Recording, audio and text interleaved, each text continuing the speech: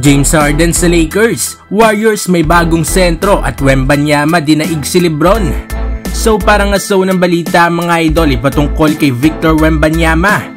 Ang number 1 pick ng 2023 NBA draft ay hindi pa natin nakita maglaro sa regular season ng NBA. Pero gumagawa na nga ito ng history. Sa nilabas nga kasi na ratings ng NBA 2K game ay nagset nga itong si Victor Wembanyama bilang highest rated rookie sa NBA 2K history. Ang kanyang rating nga mga idol para sa NBA 2K24 ay 84 overall.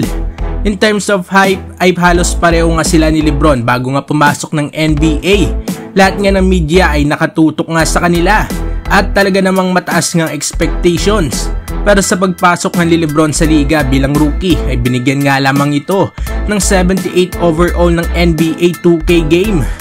So dinaig nga daw mga idol ni Victor Wembanyama itong si LeBron James sa larong NBA 2K.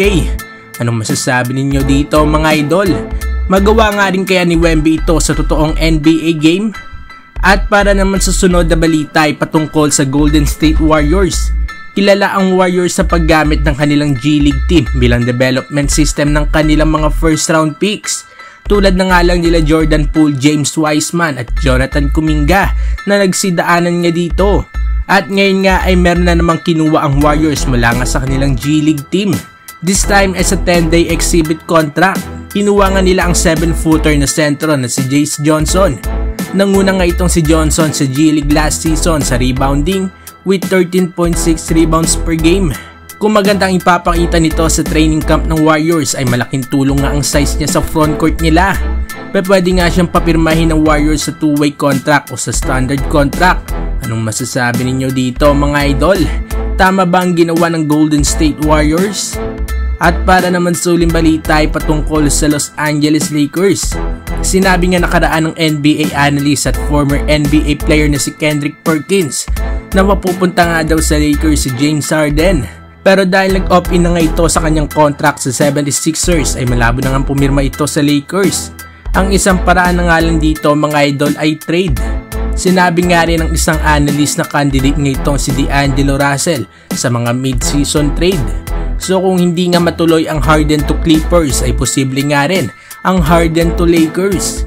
Kung saan nga mga idol ay mangyayari nga ito sa mid-season.